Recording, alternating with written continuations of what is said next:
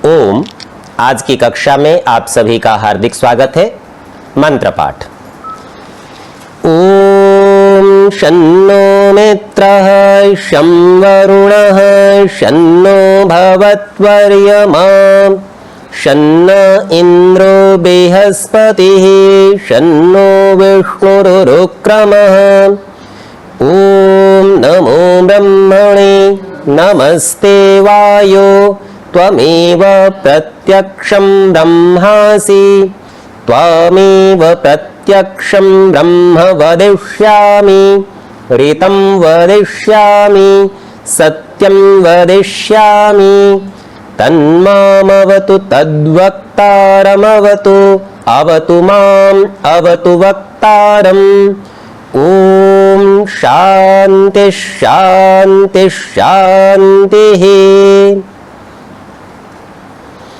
पिछले पाठ में आपका कोई प्रश्न या शंका हो तो पहले उसे देख सकते हैं।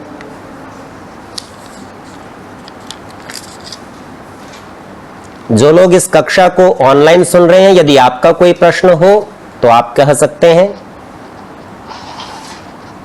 आचार्य जी नमस्ते। जी नमस्ते।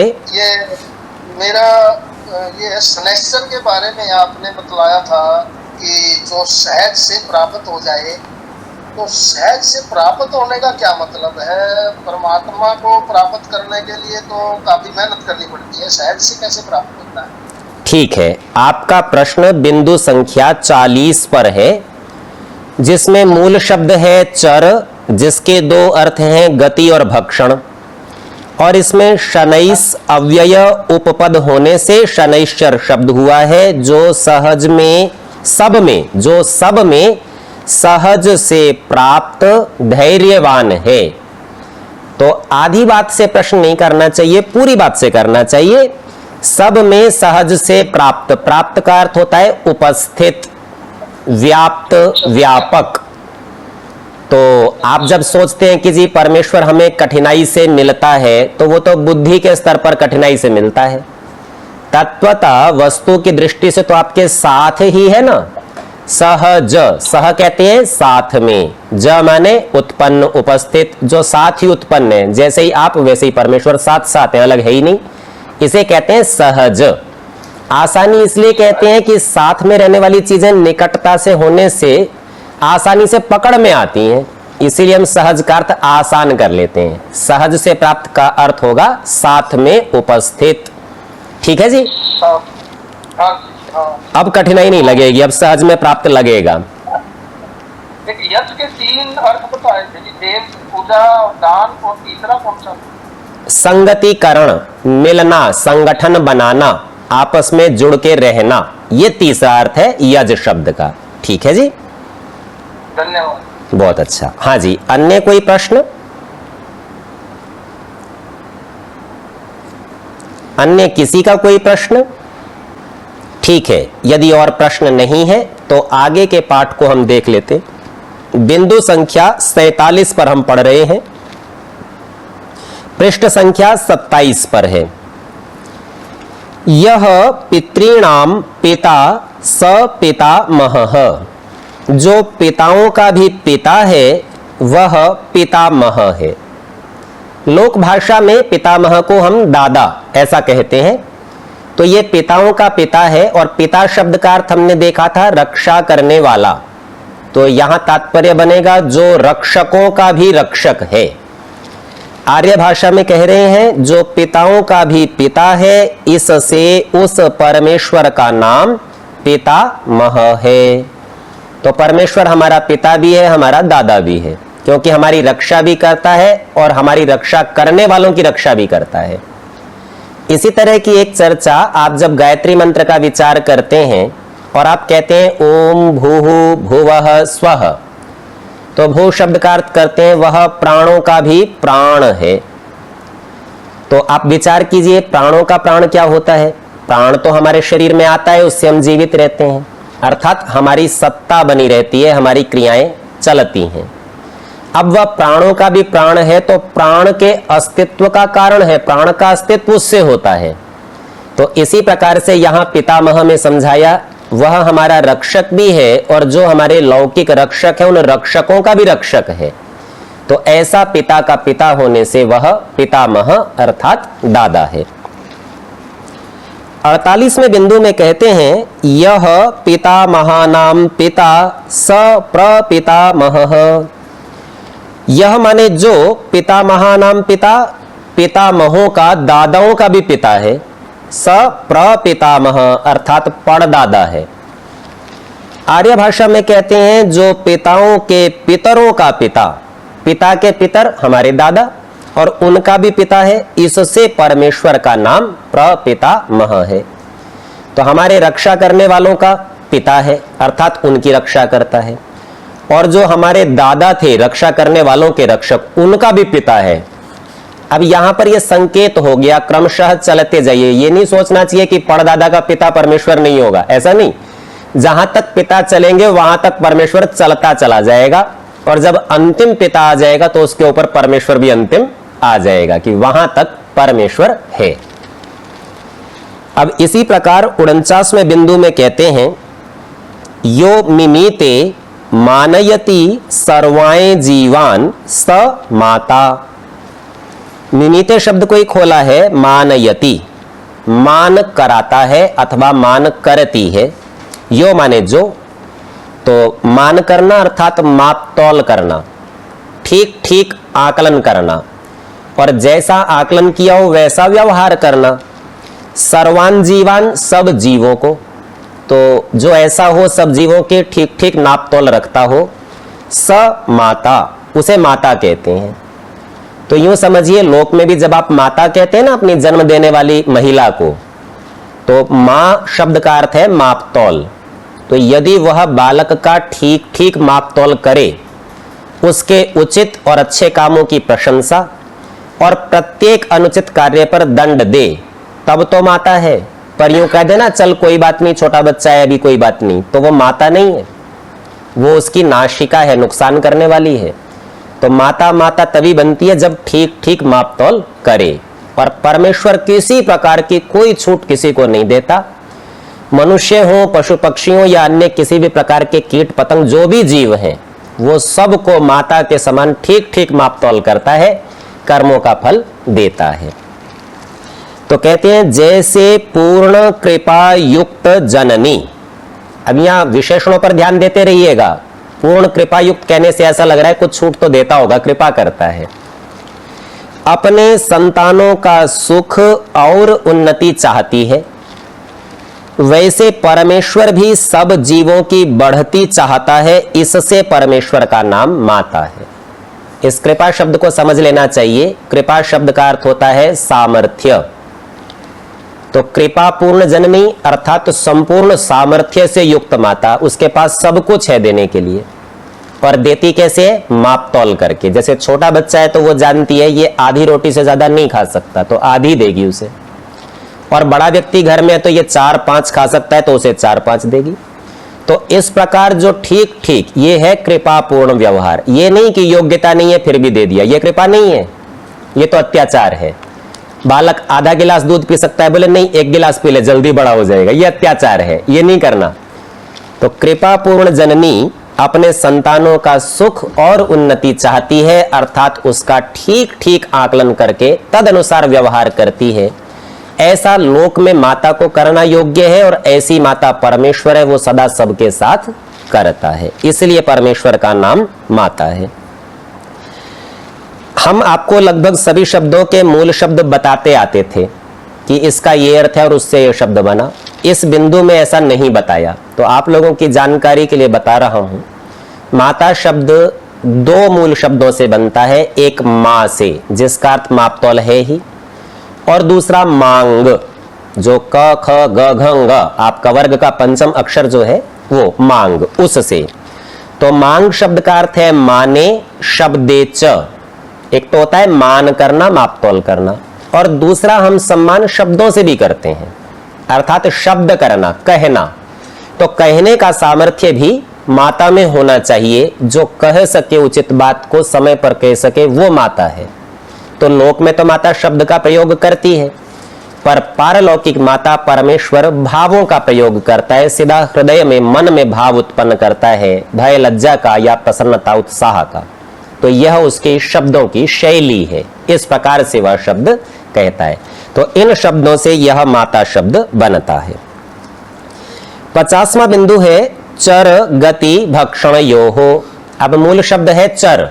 इससे पहले हमने 40वें बिंदु में भी इसी को देखा था। वहां हमने शनैस शब्द पहले लगाकर शनैश्चर बना दिया था। अब यहां क्या कर रहे हैं, आंग पूर्वक, यहां शनैस नहीं लगा रहे, आ लगाएंगे पहले, शब्द वही रहेगा आचर। इस धातु से आचार्य शब्द सिद्ध होता है। मूल शब्द वही रखा और उससे दूसरा शब्द इस बार बना लिया। यह आचारम ग्राहयति, जो आचरण को ग्रहण कराता है, सबसे पहले आचरण सिखाता है। तो ऐसा नहीं है कि गुरुकुल में विद्यार्थी का प्रवेश हुआ तो आते ही आचार्य कहे कि हाँ भाई याद कर अयों रिल रिक, ऐसे नहीं।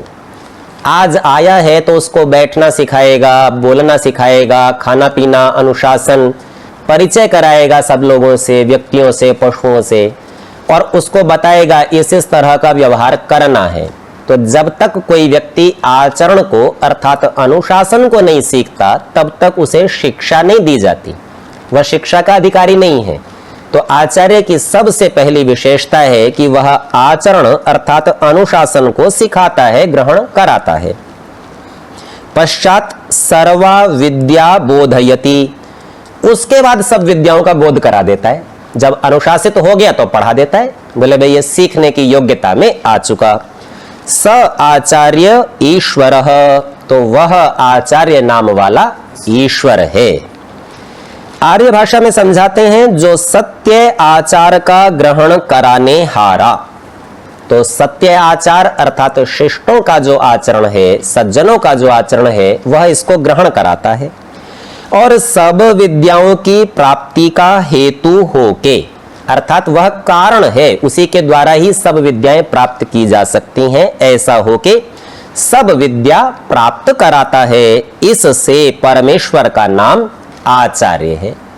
यहां एक बात और ध्यान देनी चाहिए। अपने लोग विचार करते हैं कोई एक व्यक्ति किसी दूसरे व्यक्ति को सारी विद्या कैसे दे सकता है। किसी भी एक व्यक्ति के पास सारी विद्याएं नहीं होती, जब होती नहीं तो देगा कैसे। इसका समाधान महर्षि यास्क निरुक्त में करते हैं।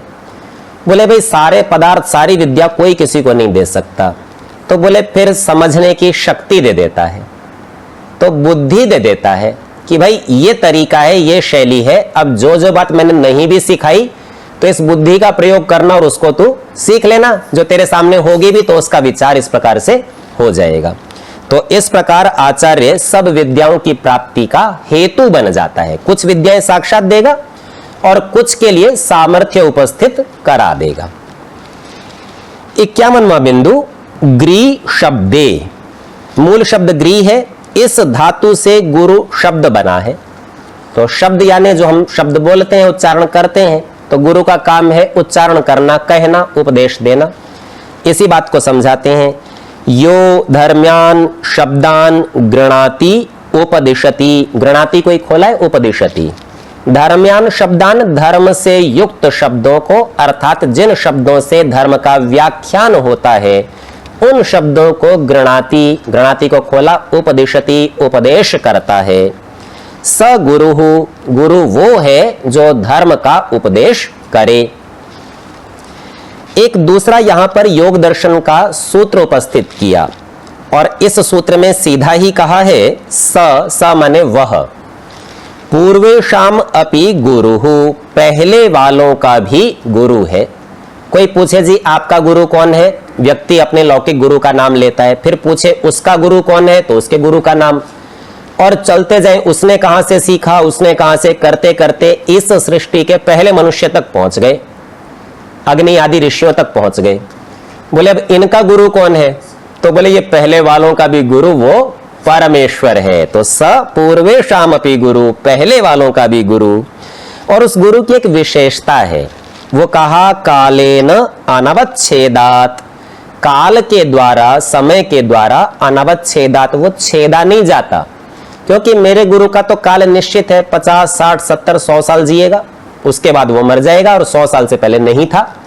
उसका गुरु उससे 50, 60, 70, 100 साल पहले होगा। लेकिन परमेश्वर ऐसा गुरु है जो काल के बंधन में नहीं आता। इस सृष्टि के लोगों का था, इससे पिछली सृष्टि की, और जब से सृष्टियां जहां तक चलते जाओगे वहां उससे पहले वह गुरु बैठा हुआ है। तो काल के बंधन से परे। अच्छा, पहले ही नहीं, आगे भी बंधन नहीं है, आगे भी वही गुरु होगा।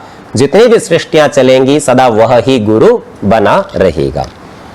कहते हैं जो सत्य धर्म प्रतिपादक सकल विद्या युक्त वेदों का उपदेश करता। धर्म्यान शब्दान, ये उसका अर्थ खोला है। धर्म के योग्य शब्द अर्थात धर्म को कहने वाले शब्द। तो सत्य धर्म प्रतिपादक सकल विद्या युक्त वेदों का उपदेश करता। सृष्टि की आदि में अग्नि, वायु, आदित्य, अंगिरा और ब्रह्मा आदि गुरुओं का भी गुरु। ये इस सृष्टि के आदि गुरु हैं, वो इनका भी गुरु है। और जिसका नाश कभी नहीं होता, अर्थात आगे आने वालों का भी होगा।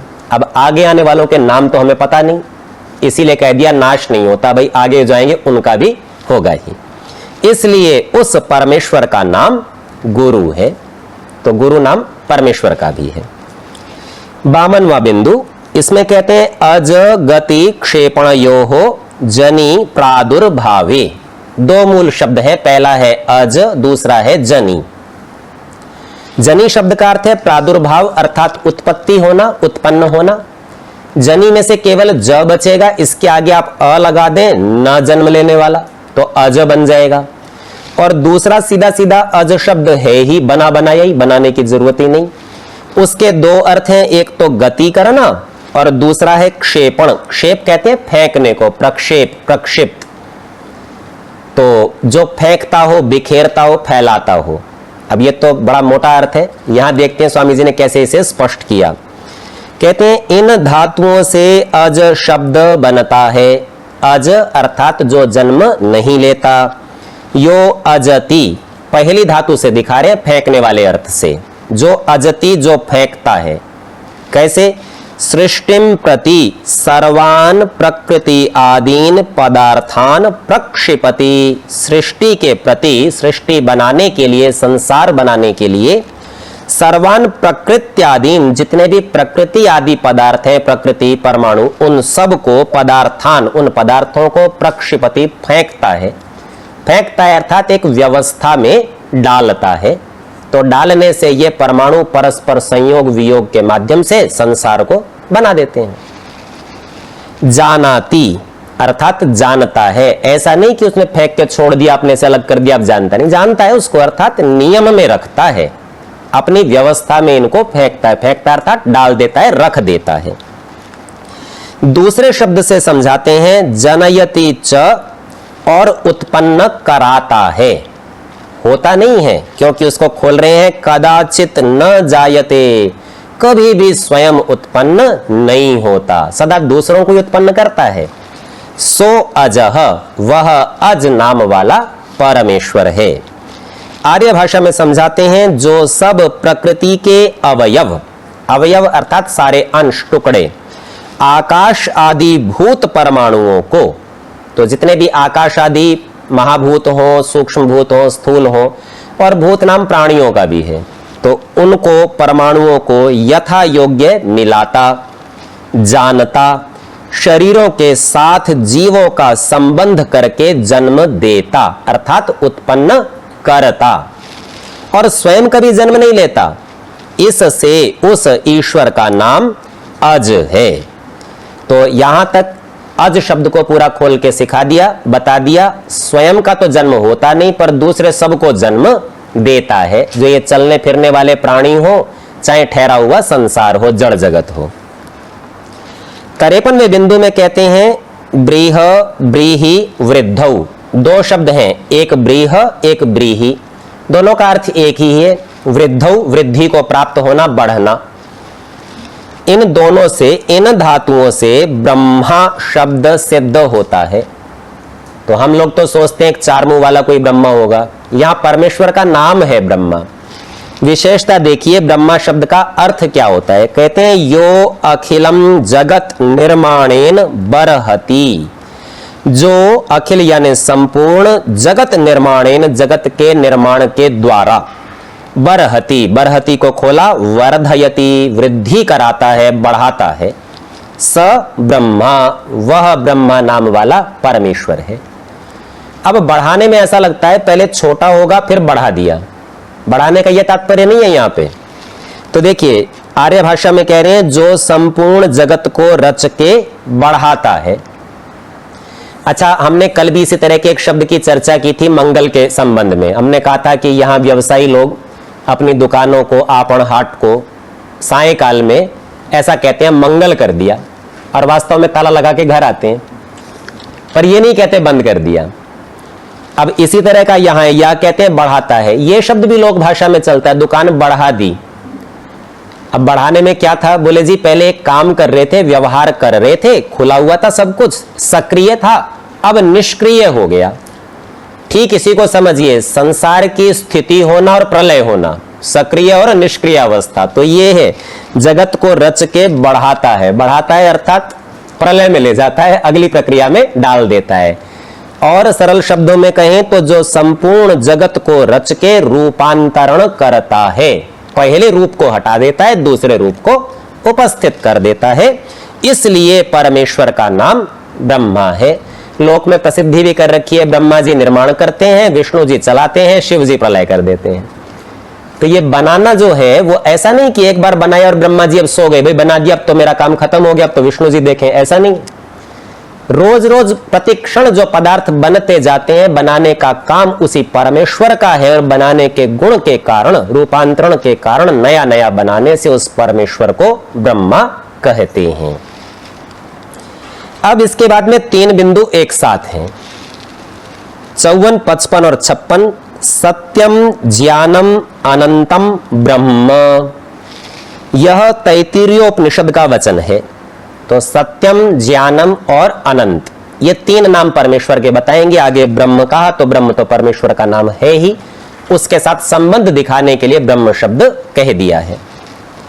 सबको समझाते हैं, संति इति संतः, जो है वो है, अर्थात होना, अस्तित्व का होना। तेषु सत्सु साधु, उन होते हुओं में जो साधु है। अब एक साधु तो होता है सज्जन को हम साधु कहते हैं, भाई भिक्षा मांगता है, कोई झगड़ा नहीं करता, परमात्मा का ध्यान करता है, यहां वो नहीं है।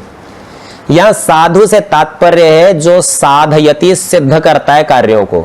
तो उन जो उत्पन्न पदार्थ है, अस्तित्व वाले हैं, उसके अंदर वो उपस्थित है। और कैसे उपस्थित है, उनको जोड़ने के लिए, उनको सिद्ध करने के लिए, अथवा आवश्यकता हो तो तोड़ने के लिए। तो उपस्थित पदार्थों में जो उपस्थित है, तत् सत्यम, वह सत्य नाम वाला परमेश्वर है। हमने इस ग्रंथ के शीर्षक का जब विवेचन करने का प्रयत्न किया था, वहां भी हमने कहा था सत्य का अर्थ है ईश्वर, और सत्य का अर्थ अर्थात सत्य शब्द से कहा जाने वाला पदार्थ ईश्वर। और स्वामी जी महाराज ने इसकी भूमिका में भी एक बात कही थी कि जो बात जैसी है उसको वैसा कहना। स्वामी जी के शब्द थे, सत्य को सत्य ही कहना, ये नहीं कि सत्य के स्थान पर असत्य कहना अथवा असत्य के स्थान पर सत्य कहना, ये नहीं। तो सत्य के स्थान पर सत्य और असत्य के स्थान पर असत्य कहना, यह सत्यार्थ का प्रकाश समझा है। हमने वहां एक दृष्टांत दिया था, यदि सत्य ईश्वर हो तो असत्य ईश्वर से भिन्न सभी पदार्थ हो जाएंगे। तो जो लोक में मूर्ति आदि पदार्थ बने हुए वो सब असत्य हैं, उनको ईश्वर कहना, और ईश्वर की मूर्ति होती है ऐसा कहना, ये सत्य के स्थान पर असत्य और असत्य के स्थान पर सत्य कहना हो जाता है। तो ऐसा नहीं करना है, ठीक ठीक का व्यवहार करना, यह सत्य अर्थ का प्रकाश है। सत्य ज्ञान परमेश्वर के द्वारा वेद में प्रदर्शित किया गया, और उन वेदों के सिद्धांतों का क्या ठीक ठीक अर्थ है, यह है सत्य का अर्थ। अर्थात उनसे हम कैसे ईश्वर को प्राप्त करें, सत्य को प्राप्त करें, तो उसकी सहायता के लिए स्वामी जी ने यह ग्रंथ लिखा, सत्यार्थ प्रकाश। जो सत्य ज्ञान दिया गया उसका क्या अर्थ, क्या तात्पर्य है, उसको समझाने, सिद्धांतों को समझाने के लिए यह ग्रंथ बना है। तो यहां समझाया कि उपस्थित पदार्थों में सत्ता वाले, जिनकी सत्ता है, विद्यमान है जो पदार्थ, उसके अंदर जो उपस्थित है वह सत्य नाम वाला परमेश्वर है। यद जानाति चराचरम जगत तत् ज्ञानम, जो जानता है चर और अचर अर्थात जड़ और चेतन जगत को, तत् ज्ञानम, वह ज्ञान नाम वाला परमेश्वर है। तो परमेश्वर का एक नाम ज्ञान भी है। अब ये कितनी रोचक बात है, यदि आपको ज्ञान मिल जाए तो समझिए परमेश्वर मिल गया। और ज्ञान मिलता है शास्त्रों के पढ़ने और विचार करने से। तो जितना ही आप शास्त्रों को पढ़ते जाएंगे, जानते जाएंगे, सत्य अर्थ अर्थात सत्य आपके हाथ में उपस्थित होता जाएगा, आपको परमेश्वर मिलता जाएगा। थोड़ी देर पहले हमसे श्रीमान दयानंद जी ने प्रश्न पूछा था, सहज से कैसे प्राप्त है? तो हम एक युक्ति यहां यह भी देते हैं कि आप सहजता से ग्रंथों को पढ़िए, सहजता से ज्ञान होगा और सहजता से प्राप्त हो जाएगा। यद्यपि वहां एक दूसरी शैली से भी समाधान किया ही था, एक इस दृष्टिकोण से भी देख सकते हैं। तो जो जो व्यक्ति विद्या प्राप्ति में लगा है, ज्ञान प्राप्ति में लगा है, पुरुषार्थ करता है, तपस्या करता है, प्रयत्नशील है, तो समझिए ईश्वर को ही प्राप्त कर रहा है। पुनः कहते हैं न विद्यते अंतो अवधिर मर्यादा यस्य, जिसकी न विद्यते नहीं विद्यमान है, नहीं है जिसकी, क्या नहीं है? अंतो, जिसका कोई अंत नहीं है। अब अंत किसका नाम है? तो दो शब्दों से बताया, अवधि ही मर्यादा। व्याकरण शास्त्र में तो थोड़ा थोड़ा भेद कर लेते हैं, पर लौकिक भाषा में अवधि समझिए सीमा, अंतिम छोर, इसके आगे वह नहीं हो, मर्यादा भी उसी का नाम है।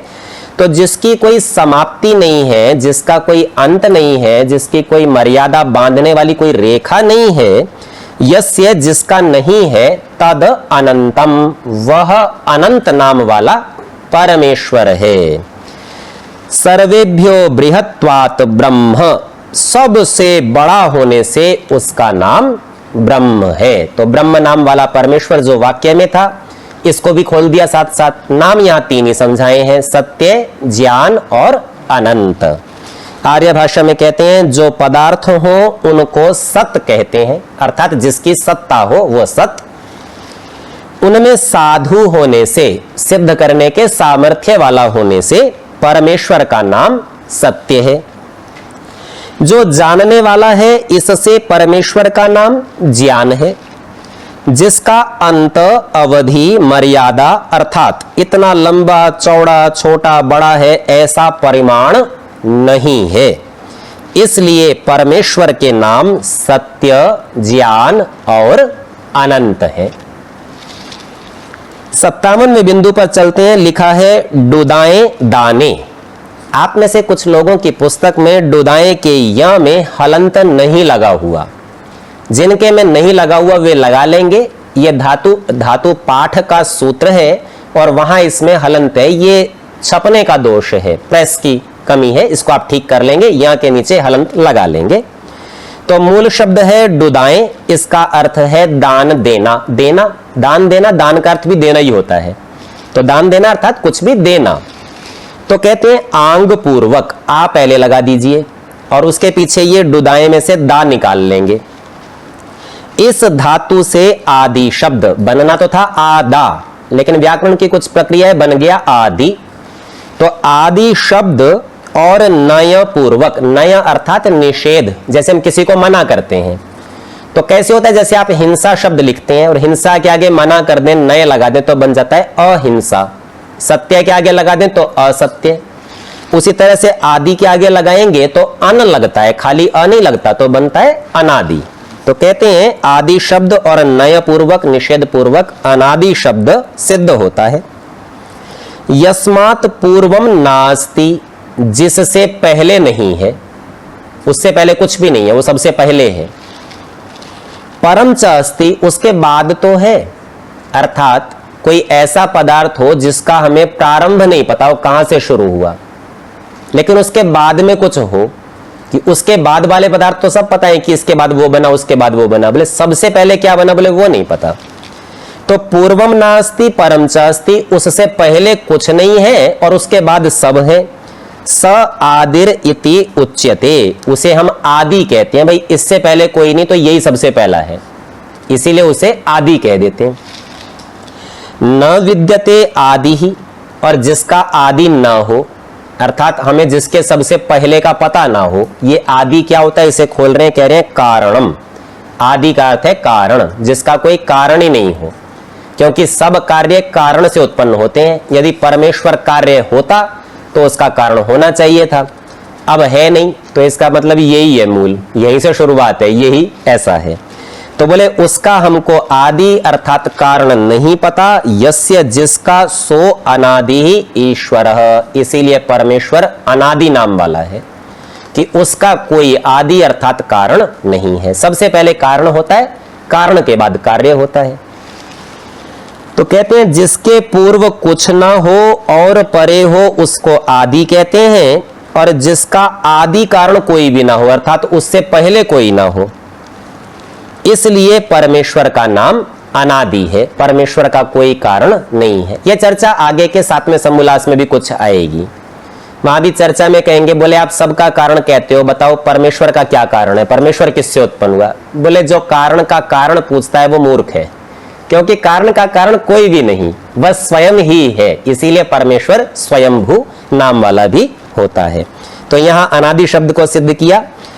58वें बिंदु में टुनदी समृद्धौ, मूल शब्द है टुनदी, इसमें से केवल नद बचेगा और प्रक्रिया से नंद बन जाएगा, और इसका अर्थ है समृद्धि, खुशहाली, आनंद, उत्साह। तो कहते हैं आंग पूर्वक, नंद से पहले आ लगा देंगे, तो इस धातु से आनंद शब्द बनता है। नंद के आगे आ लगाएंगे तो आनंद बन ही जाएगा। आनंदंती सर्वे मुक्ता यस्मिन, आनंदंती अर्थात आनंदित होते हैं, सर्वे मुक्ता सभी मुक्त लोग, यस्मिन जिसमें, तो जो मुक्ति में चले गए, जिनका मोक्ष हो गया, वो उसमें रहकर खूब आनंद में रहते हैं। यदवा अथवा यह जो सर्वाएं जीवान आनंदयति, जो सब जीवों को आनंदित करता है, स आनंदः, वह आनंद नाम वाला परमेश्वर है। आर्य भाषा में समझा रहे हैं जो आनंद स्वरूप स्वयं आनंद वाला है, जिसमें सब मुक्त जीव आनंद को प्राप्त होते और सब धर्मात्मा जीवों को आनंद युक्त करता है, इससे ईश्वर का नाम आनंद है। अब यहां एक बात का और विचार कीजिए। थोड़ी देर पहले हमने ज्ञान शब्द की चर्चा की थी। ज्ञान का प्राप्त करना ईश्वर का प्राप्त होना ही बता दिया था। अब आप विचार करके देखिए, परीक्षा के दिन हो अथवा आप वैसे ही किसी समस्या में, शंका में, प्रश्न में लगे हुए हैं और आपसे समाधान नहीं हो रहा, आपने अनेक घंटे उस पर व्यर्थ गंवा दिए, कुछ हल नहीं निकला, और करते करते थोड़ी देर बाद अचानक से आपको समाधान मिल गया और हल निकल आया। अब आपको कैसा लगता है? तो आप कहेंगे बड़ा आनंद आ गया, इतना अच्छा कभी नहीं लगता था। तो ध्यान दीजिए, ज्ञान के प्राप्त होने से आनंद प्राप्त होता है। आनंद ईश्वर का स्वाभाविक गुण है, स्वरूप लक्षण है, ये उसका स्वरूप है, वह आनंद स्वरूप है। तो जैसे ही आनंद हुआ अर्थात ज्ञान का होना, ईश्वर का होना, यह दूसरे एक और बिंदु से भी सिद्ध होता है। 59वें बिंदु को देखिए, अस भुवि, मूल शब्द अस है और इसका अर्थ है भुवि। भू का अर्थ है सत्ता, तो भुवि सत्तावान होना, अस का अर्थ है अस्तित्व का होना। तो कहते हैं इस धातु से सत शब्द सिद्ध होता है। यद अस्ति, जो है, त्रिषु कालेषु न बाध्यते, आपकी पुस्तक में बाधते लिखा है, व्याकरण की दृष्टि से यह अशुद्ध है। ध को तो आधा कर लेंगे और इसके आगे एक य लिख लेंगे। जो तीनों कालों के द्वारा नहीं बाधा जाता, तीनों काल उसे रोक नहीं सकते, बांध नहीं सकते, कालों से परे है। तत् सद ब्रह्म, वह सद यानी सत्ता वाला, अस्तित्व वाला, ब्रह्म नाम वाला परमेश्वर है। तो जो सदा वर्तमान अर्थात भूत, भविष्यत, वर्तमान कालों में जिसका बाध न हो, उस परमेश्वर को सत कहते हैं। तो परमेश्वर का एक और नाम यहां सत बता दिया, आनंद बता चुके, सत बता दिया, अब चित और बता दें तो पूरा सच्चिदानंद बन जाएगा। तो अगले ही दो बिंदु है 60 और 61। मूल शब्द रखा चिति, इसका अर्थ है संज्ञान, इसी से चेतन शब्द बनता है। चेतन उसको कहते हैं जिसके पास संज्ञान हो, अच्छा ज्ञान हो, ज्ञानवान चेतन होता है। अब ज्ञान परमेश्वर का गुण है क्योंकि वह सर्वज्ञ है, आनंद भी उसी में ही है। तो फिर से एक बार सिद्ध करेंगे कि ज्ञान का प्राप्त करना अपने अस्तित्व को प्राप्त करना और ईश्वर को प्राप्त करना है। तो कहते हैं इस धातु से चित शब्द सिद्ध होता है। यश चेतति, चेतयति, संज्ञापयति सर्वान् सज्जनान् योगिनः तच्चित परम ब्रह्म। चेतति अर्थात चेतन है, ज्ञान वाला है। चेतयति ज्ञान कराता है, उसी को स्पष्ट कर रहे हैं। संज्ञापयति अच्छी प्रकार जनाता है, अच्छी प्रकार ज्ञान देता है। किसको देता है? सर्वान सज्जनान, सब सज्जनों को देता है, दुर्जनों को ज्ञान नहीं देता। तो दुर्जनों को ईश्वर प्राप्त नहीं होता, उन्हें आनंद भी नहीं होता। वो थोड़ी देर के लिए लौकिक सुख का अनुभव तो कर सकते हैं और उसी का ही नाम दूसरों को चिढ़ाने के लिए आनंद रखते हैं, आनंद मिल गया, पर मिलता नहीं, लौकिक सुख वाले हैं। तो सर्वान सज्जनान, और ये सज्जन होते कौन है? तो इसको स्पष्ट किया योगिनः, केवल योगी लोग सज्जन होते हैं, बाकी लोग तो भोगी होते हैं, वे सज्जन नहीं होते। तो कहते हैं चित परम, चेतनता से युक्त चित पर है, वह ब्रह्म परमेश्वर चित नाम वाला है। तो जो चेतन स्वरूप सब जीवों को चिताने और सत्य असत्य का जनाने हारा है, इसलिए उस परमात्मा का नाम चित है। तो एक तो शब्द 60वां बिंदु चित शब्द आ गया। अब 61वां नाम बता रहे हैं परमेश्वर का। तो कहते हैं इन तीनों शब्दों के विशेषण होने से परमेश्वर को सच्चिदानंद स्वरूप कहते हैं। यह भी परमेश्वर का 61वां नाम हो गया। अब यहां पर एक और बात ध्यान देने की है। अभी यहां पर कहा कि परमेश्वर सत्य असत्य का जनाने हारा है, और सत्यार्थ प्रकाश की भूमिका में कैसे कहा था? मनुष्य का आत्मा सत्य असत्य का जानने हारा है। जानने की योग्यता जीवात्मा के पास है और जनाने की परमात्मा के पास है। तो जैसे ही आपको सत्य का पता चलेगा, असत्य का पता चलेगा, निश्चित निर्भ्रांत ज्ञान होगा, समझो परमेश्वर उपस्थित हो गया, क्योंकि जो जहां होता है वही वहां काम करता है। कार्य को देख के कर्ता का अनुमान हो जाता है।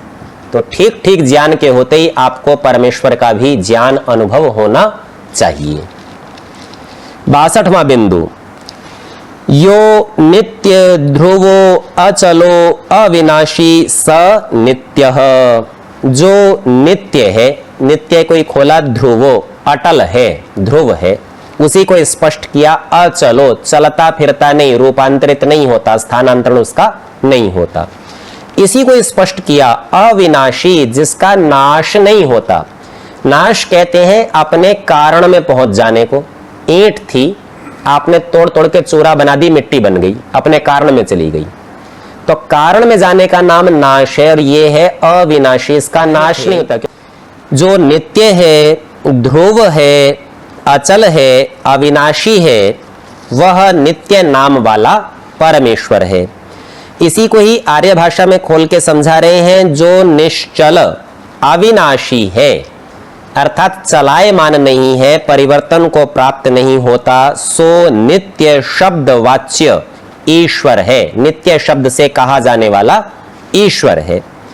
अविनाशी शब्द का अर्थ थोड़ा तो समझा दिया था, थोड़ा समझिए। इसका कोई कारण नहीं है। सामान्यतया संसार का मूल कारण प्रकृति है, तो परमेश्वर की कोई प्रकृति नहीं है, अर्थात परमेश्वर स्वयं है। संसार का कारण प्रकृति और जीव भी स्वयं रहता है। तो ये तीन ऐसे तत्व हैं जो अनादि हैं, जिनका कोई कारण नहीं होता। तो जगत का जो मूल उपादान कारण है सत्व रज तम, वो किसी से बने नहीं है, वो हैं। ठीक इसी प्रकार से ईश्वर भी बना नहीं है, और जीव भी बना नहीं है। तो इसी तरह का होने से इन तीनों को नित्य पदार्थ कहते हैं। तो ठीक इसी प्रकार का परमेश्वर है, और नित्य शब्द वाच्य, अर्थात नित्य शब्द के द्वारा बोला जाने वाला। वाच्य कहते हैं जिससे बोलते हैं, तो उस शब्द का अर्थ यानी पदार्थ वह ईश्वर है। तो आज के पाठ को तो इतना ही रखते हैं, और पिछले दिनों में आपने विचार किया होगा, कोई शंकाएं होंगी अगली कक्षा में उनका विचार करेंगे।